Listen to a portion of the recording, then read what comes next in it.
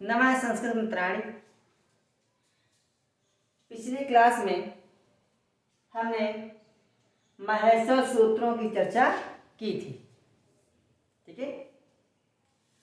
तो एक बार मैं पुनः उनकी पुनरावृत्ति कर देता हूँ। जो महेश्वर सूत्र हमने कल बताए थे, आज एक बार सरसरी निगाह से उनका फिर पूर्वावलोकन कर लेते हैं। जैसे मैंने कल बताया था कि महेश्वर सूत्रों की संख्या 14 होती है, जो आपके स्क्रीन पर सामने दिखाई दे रहे हैं। अर्थात ये जैसे आप इनकी गिनती करेंगे या इनके वर्णों को पढ़ेंगे तो क्या है, आयुण है, क्या है, आयुण है, ऋलिख है, एवं है, ऐ औच है वरट है, लण है, इमंगर्णम है, झभई है, घर धस है, जब गरदस है, खफ छट थच तटाव कापाय शर और ह। ये क्रमशः 14 महेश्वर सूत्र आपके सामने दिए गए हैं। और इसके अलावा जो प्रथम यानी 1 से लेकर के 4 सूत्र तक ये क्या है, स्वरों का बोध कराते हैं। अर्थात ये क्या है, स्वर वर्ण है। तथा 5वें सूत्र से लेकर के 14वें सूत्र तक व्यंजनों का बोध कराते हैं। अर्थात इसके अंतर्गत व्यंजन वर्ण आते हैं। और इसमें बताया था, कल एक सूत्र था एशाम अंत्या इतः, अर्थात वो कहता है कि महेश्वर सूत्रों में प्रयुक्त अंतिम वर्ण इत संज्ञा होती, इनकी इत संज्ञा होती है। अर्थात इनका कार्य केवल उच्चारण में होता है, गिनती कराने में होता है, लेकिन प्रगति प्रत्यय आदि या प्रत्याहार बनाने में इनका कोई उपयोग नहीं होता है या इनका कोई उपयोग नहीं करते हैं। इसके बाद अब जो हमने महेश्वर सूत्र, इन महेश्वर सूत्रों को पढ़ने के बाद अब अगला जो प्रश्न आता है, हमेशा परीक्षाओं में प्रश्न पूछा जाता है कि ये आपके जो स्वर और व्यंजन में पढ़े हैं, यह कितने प्रकार के होते हैं। तो इनका हम वर्गीकरण अभी संख्या के आधार पर हम वर्णों का वर्गीकरण करेंगे, यानी संख्या के आधार पर वर्णों का वर्गीकरण। यानी पहली बात तो सोचिए कि वर्ण कितने प्रकार के होते हैं। तो वर्ण द्विधा, वर्ण 2 प्रकार के होते हैं। पहला होता है स्वर, दूसरा होता है व्यंजन, ठीक है। अगर हम स्वर की बात करें तो इसकी परिभाषा क्या कहती है संस्कृत में, स्वयं राजन्ते इति स्वराः, अर्थात जो स्वयं राज करते हैं उनके, अर्थात जिन वर्णों के उच्चारण में या जिन वर्णों के उच्चारण करते समय किसी अन्य वर्ण की सहायता न ली जाए, उन्हें हम स्वर कहते हैं। राज करने के तात्पर्य है कि अगर हम आ का उच्चारण कर रहे हैं और या ई का उच्चारण हमने किया, जैसे आपका लिखा हुआ है रा, और रा में हमने स्वर लगाया आ, तो क्या बना, रा बना। अब देखिए जब ये रा बन रहा है तो रा किसके द्वारा बन रहा है, ईश्वर के द्वारा बन रहा है। अगर रा में हम ई लगा देते हैं तो क्या बनेगा, री बनेगा। अब यहाँ देखिए जो री बन रहा है तो किसके द्वारा बन रहा है, स्वर के द्वारा बन रहा है। इसीलिए कहते हैं स्वर जो आज्ञा देते हैं, जो कार्य करवाते हैं, व्यंजन वही कार्य करते हैं। यानी अगर हम स्वर को हम राजा मान लें और व्यंजनों को हम प्रजा मान लें या अन्य कोई सैनिकगण मान लें, तो इससे आपका निर्धारण ये हो जाएगा कि जैसा ये स्वर आज्ञा देंगे, जैसा ये कहेगा, उसी प्रकार से हम व्यंजनों को हम लिखते हैं। अभी नहीं, जब आगे कोई कार्य करेंगे उसकी इसकी प्रक्रिया बताई जाएगी। तो देखिए क्या है, संस्कृत में क्या बता था, अभी क्या बता रहा था, इस संस्कृत में जो स्वर परिभाषा है, स्वयं राजन्ते स्वराः, अर्थात जो स्वयं राज करते हैं, अर्थात जिन वर्णों के उच्चारण में किसी अन्य वर्ण की सहायता न ली जाए, उसे हम स्वर वर्ण कहते हैं। अब उसके बाद आ गई बात की संस्कृत में मूल स्वर, या कह सकते हैं कि अज, संस्कृत में स्वर को क्या कहते हैं, अज कहते हैं। क्या कहते हैं, अज कहते हैं। और अगर हम मूल स्वरों की बात करें, संस्कृत में पूछ सकता है कि संस्कृत में मूल स्वर कितने हैं या संस्कृत में मूल स्वरों की संख्या कितनी होती है। तो संस्कृत में मूल स्वरों की संख्या 5 होती है। और कौन कौन से वर्ण आते हैं? वो आते हैं आ, ई, उ, री और ली। अब यहाँ बात आती है, क्योंकि आप लोग हिंदी में पढ़ रहे हैं कि वहाँ हिंदी में कि छोटा आ है और बड़ा आ, यानी ह्रस्व आ है और दीर्घ आ। लेकिन संस्कृत में क्या है? ह्रस्व आ, ह्रस्व ई, ह्रस्व उ ही आ रहे हैं। दीर्घ आ, दीर्घ उ और या दीर्घ ई नहीं आ रहा है। तो ये समझ लीजिए संस्कृत में एक अध्याहार का सिस्टम है, अर्थात हमें लिखना कम समझना ज्यादा है। आवश्यकता पड़ने पर हम उन वर्णों का अपने हिसाब से प्रयोग कर सकते हैं। तो पाणिनि का ये मानना था कि हम इन्हीं से अपना काम करवा सकते हैं, यानी क्योंकि उच्चारण स्थान आ का भी वही है, ह्रस्व आ का भी वही है और दीर्घ आ का भी वही है। तो अपना हम कार्य जो है व्याकरण आदि कार्यों में इनसे करवा सकते हैं। तो पाणिनि का मानना था जो आपका मान लीजिए ह्रस्व आ है, ह्रस्व ई है, ह्रस्व उ है, ये आ है, लेकिन अगर हम इसको दीर्घ आ बोलेंगे या इसको इसके आगे दीर्घ ई बोलेंगे या इसके आगे दीर्घ उ बोलेंगे तो ये मान लीजिए तो है तो आपका वही आ का ही रूप या ई का ही रूप है या उ का ही रूप है। मान लीजिए कि कोई छोटा बच्चा है 5 साल का या 3 साल का मान लीजिए या 1 साल का मान लीजिए, उसका नाम रखा गया क्या? उसका मान रखा गया घनश्याम। क्या रखा गया नाम? घनश्याम।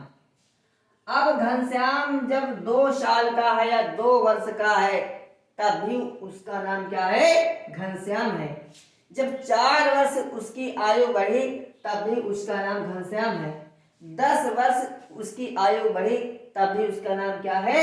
घनश्याम है। 50 वर्ष का हो गया तब भी उसका नाम क्या है? घनश्याम है। अर्थात नाम उसका वही है, लेकिन उसका केवल आकार बदल रहा है, उसका नाम नहीं बदल रहा है। तो उसी प्रकार से संस्कृत में भी ऐसा प्रयोग किया जाता है कि है तो आ, लेकिन केवल आ का हम आकार बदल रहे हैं, बाकी उसमें और मूल परिवर्तन को नहीं हो रहा है। इसीलिए कहा जाता है संस्कृत में अध्याहार का सिस्टम होता है। इसीलिए वहां पर पाणिनि ने बड़ी कुशलता पूर्वक दीर्घ आ और दीर्घ ई और दीर्घ उ का प्रयोग नहीं किया है, किसमें? महेश्वर आदि सूत्रों पर। तो आपने मूल समझा कि संस्कृत में मूल स्वर कितने होते हैं? 5 होते हैं। ह्रस्व आ, ह्रस्व ई, ह्रस्व उ, ह्रस्व री और ली। और ली हमेशा छोटा होता है, जिसका दीर्घ रूप अभी तक नहीं मिला है।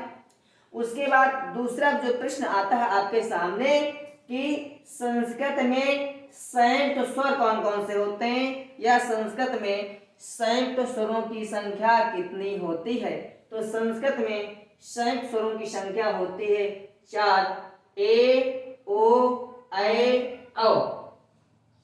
उसके बाद हाँ, कभी कभी ऐसा हो जाता है कि संस्कृत में जो है या संस्कृत में पूछ लेता है कि जो आपका ए है या ओ है, जो कभी कभी दीर्घ स्वर में भी आ जाता है कि बताइए कि इसमें दीर्घ स्वर कौन से हैं? तो हाँ, दीर्घ स्वरों में आएगा, क्योंकि 2 वर्णित 2 मात्रिक है, इसलिए दीर्घ स्वर में आ सकते हैं। लेकिन मुख्य रूप से जो पेपर में उसका जो टिक करवाने का जो अब उसका ध्येय उद्देश्य है क्या है? संयुक्त स्वर में क्या है? ए, ओ, ऐ, औ। वह आपसे संयुक्त स्वर की ही बात कर रहा है। अगर पेपर में अगर ये आते हैं तो केवल आपसे संयुक्त स्वर ही पूछ रहा है।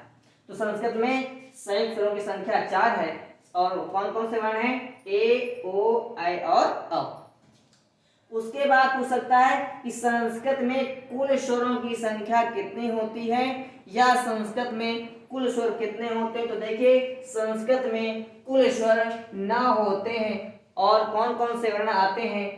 आ, ई, उ, री, ली, ए, ओ, ऐ और औ। अर्थात ह्रस्व आ, ह्रस्व ई, ह्रस्व उ, री, ली, ए, ओ, ऐ, औ।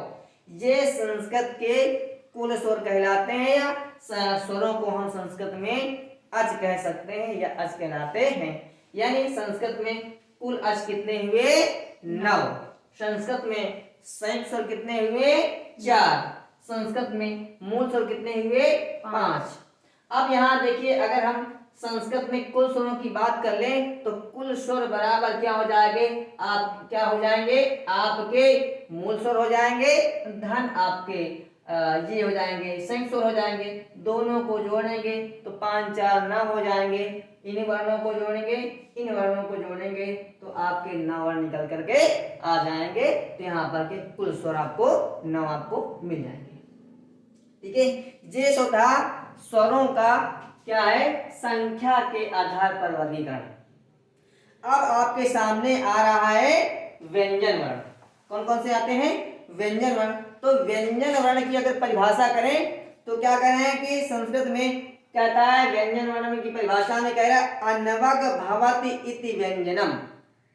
अनवग भवन्ति इति व्यंजनम, अर्थात जिन वर्णों के उच्चारण में किसी अन्य वर्ण की सहायता ली जाए उन्हें हम व्यंजन वर्ण के नाम से जानते हैं, या उन्हें हम व्यंजन वर्ण कहते हैं।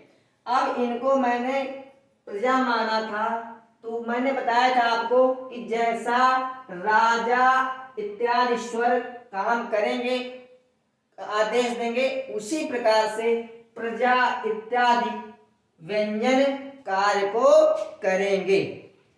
तो अब आता है बात कि व्यंजन संस्कृत में व्यंजन वर्णों की संख्या कितनी होती है। देखिए इसमें लिखा हुआ है संस्कृत में व्यंजन वर्णों की संख्या कितनी होती है, या संस्कृत में कुल व्यंजन वर्ण कितने होते हैं। देखिए संस्कृत में कुल व्यंजन वर्णों की संख्या 33 होती है। कितनी होती है? 33 होती है। अब इन व्यंजन वर्णों को कई भागों में यानी 3 भागों में बांटा गया है। पहला भाग जो यहाँ आ रहा है क वर्ग, च वर्ग, ट वर्ग, ता वर्ग और प वर्ग, यानी ये कौन कौन से आपके ये स्पर्श व्यंजन। कौन कौन से व्यंजन है? स्पर्श व्यंजन। अगर हम स्पर्श व्यंजन की हम बात करें तो एक सूत्र आता है। कौन सूत्र है? कह रहा है कि काद्यो मावशाना स्पर्शा। क्या है? काद्यो मावशाना स्पर्शा, अर्थात का आद्यो, का आदि से लेकर के मावशाना, माँ का जो अवसान है, अवसान माने होता है अंत और आदि माने होता है प्रारंभ। तो कह रहे हैं कि का से लेकर के माँ तक के जितने वर्ण होंगे वह वर्ण क्या कहलाएंगे? स्पर्श वर्ण कहलाते हैं या स्पर्श व्यंजन कहलाते हैं। यानी संस्कृत में का से लेकर के माँ तक के जितने वर्ण होंगे वो क्या कहलाएंगे? आपके स्पर्श व्यंजन के अंतर्गत आते हैं। और स्पर्श व्यंजनों की संख्या कितनी होती है? 25। कितनी होती है? 25। और देखिए वर्ग, संस्कृत में वर्गों का विभाजन किया। जैसे का वर्ग हो गया, वर्ग का मतलब होता है उस समूह में, और एक का जो वर्ग होता है उस समूह में 5 वर्ण आते हैं जो हम अभी इस समय अध्ययन कर रहे हैं या करते हैं। जैसे का, ख, ग, घ, अंग, च, छ, ज, झ, इय, इसमें 5 हो गए हैं। और टा वर्ग में ही 5 हैं। टा है, ठा, ड, ढ और ड़। और ता वर्ग में ता, था, द, ध, न। और प वर्ग में प, फ, ब, भ, म। इस प्रकार हम देखेंगे कि व्यंजन वर्णों में स्पर्श व्यंजनों की संख्या कितनी है? 25। तो हमने कुल वर्ण मैंने कितने बताए थे? 33। तो 33 में मैंने आपको 25 वर्ण बता दिया। कितने बता दिया? 25 वर्ण। यानी कुल 33 वर्णों में या कुल 33 व्यंजनों में मैंने आपको 25 यानी स्पर्श व्यंजनों की संख्या बता दी। तो जब स्पर्श व्यंजन, जब कुल वर्णों की संख्या 33 है उसमें हमने क्या है 25 पढ़ लिया है तो शेष कितने बचेंगे? शेष बचेंगे आपके 8। कितने बचेंगे? 8। 8 में से हम 4 को अंतस्थ वर्ण मानेंगे, या उनमें से 4 कितने हैं? ये अंतस्थ वर्ण कहलाते हैं। और अंतस्थ क्या कहता है? यणो अंतस्था, यानी यण प्रत्याहार के अंतर्गत जितने वर्ण आएंगे वह अंतस्थ वर्ण कहलाएंगे। उनकी संख्या होती है 4। और वर्ण कौन कौन से होते हैं? या, व, र और ला, वो भी हलंत युक्त। यानी अंतस्थ वर्णों की संख्या कितनी होती है? 4। उसके हमने 25 और पढ़े थे, उसके बाद 4 हमने और पढ़ा तो कितने हो गए? 25 4 29। ठीक है। अब देखिए हमारे 3 वर्ण और बचे, क्योंकि 33 व्यंजन कुल संस्कृत में कुल व्यंजन की वर्णों की संख्या कितनी? 33 होती है। 33 से मैंने आपको 29 पढ़ा दिए हैं। शेष कितने बचे? आपके 4। तो 4 कौन कौन से हैं? ऊष्म वर्ण। कौन कौन से हैं? ऊष्म वर्ण। तो संस्कृत में एक सूत्र आता है, कह रहे हैं कि हलो ऊष्मा निश्चल शल ऊष्माणा, यानी सल प्रत्याहार के अंतर्गत, प्रत्याहार को मैं 2 दिन बाद या दूसरी क्लास में पढ़ा दूंगा। तो सल प्रत्याहार के अंतर्गत आने वाले सभी वर्ण ऊष्म वर्ण कहलाते हैं और इनकी संख्या 4 होती है। और ऊष्म वर्ण में कौन कौन से वर्ण परिगणित है? देखिए तो शाह है, तालव्य शाह है, ये शाह है, मूर्धन्य शाह है, दंती शाह और हा है, यानी शाह शाह शाह हा। यानी अब देखिए हमने 29 पढ़ी तो 29 में 4 और जोड़ दीजिए तो आपके 33 वर्ण आ गए।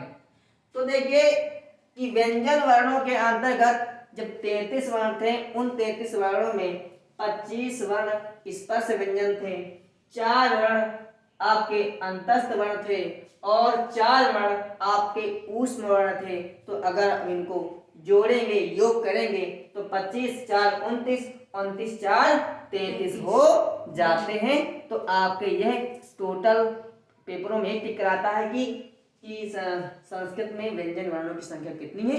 तो व्यंजन में संस्कृत वर्णों की संख्या 33 है। आप पूछ सकता है कि संस्कृत में कुल वर्णों की संख्या कितनी होती है?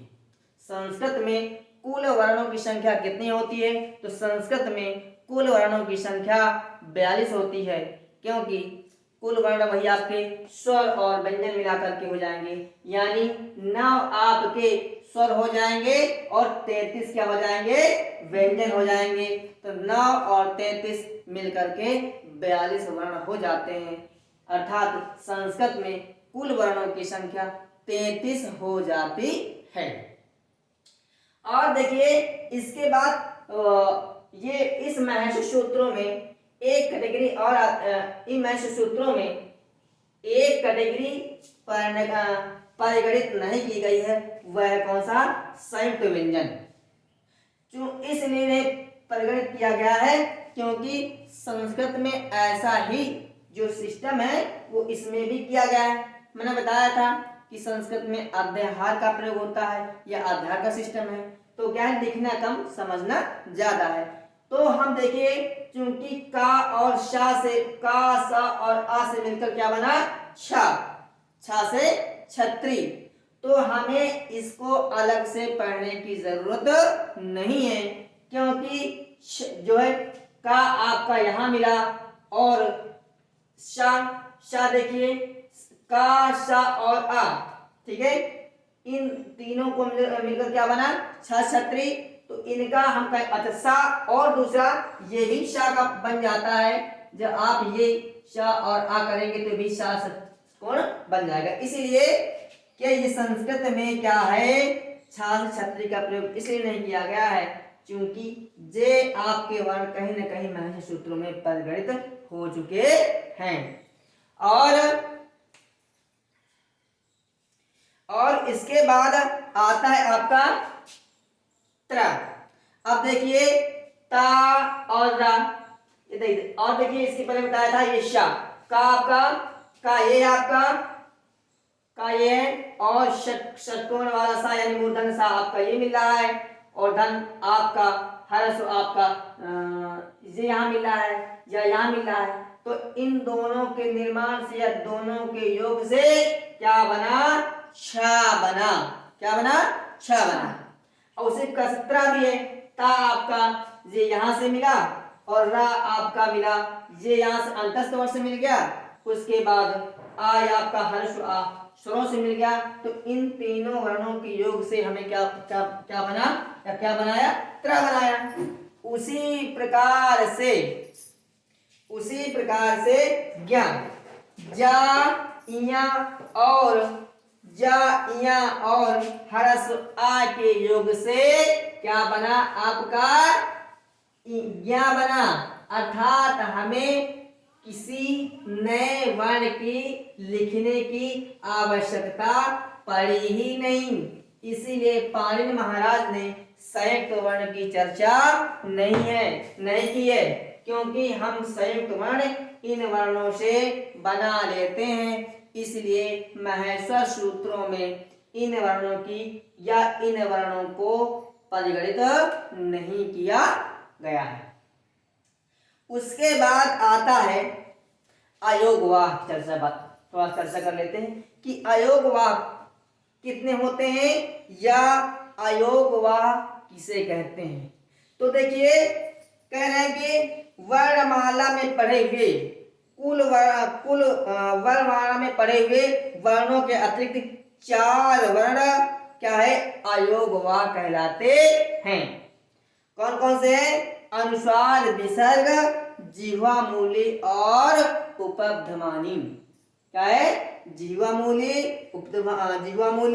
उपध्मानी और क्या है? अनुस्वार और विसर्ग।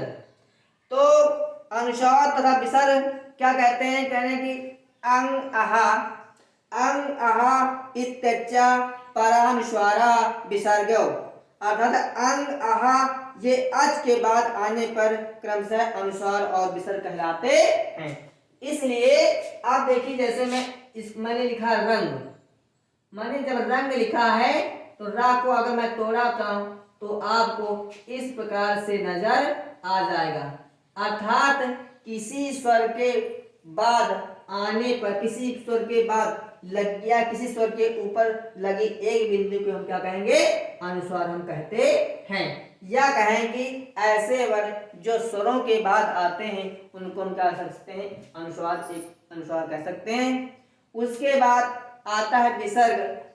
विसर्ग भी आता है, कह रहा कि किसी स्वर के बाद नीचे लगी हुई 2 बिंदुओं को क्या, या 2 बिंदुओं क्या कहते हैं?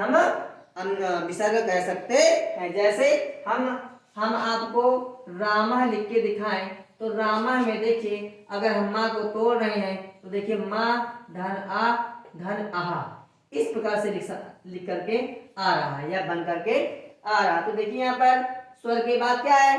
2 बिंदी है, यानी किसी स्वर के बाद लगने वाले 2 बिंदुओं को हम विसर्ग कह सकते हैं। उसके बाद आता है आपका जिह्वा मूली। क्या आता है? जिह्वा मूली। तो कह रहे हैं जिह्वा मूली की संख्या 2 होती है। कितनी होती है? 2 होती है।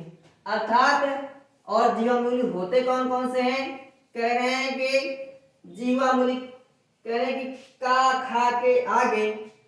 खा के आगे लगे विसर्ग, 2 विसर्गों के आधे भाग को हम क्या कह सकते हैं?